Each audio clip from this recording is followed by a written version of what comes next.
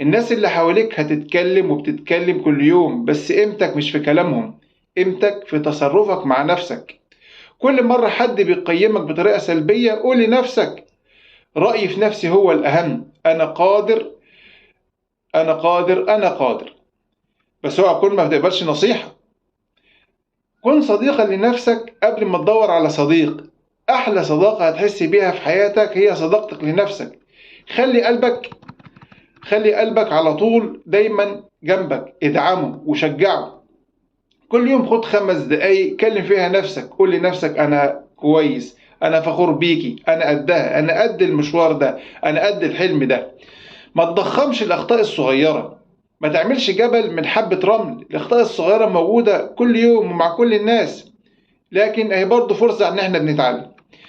اسأل نفسك: لو حصل غلط صغير، هل دي حاجة كبيرة فعلا ولا ممكن نعديها؟ لو ممكن نعديها غطيها بابتسامة وامشي شوية لقدام. اهتم بصحتك النفسية.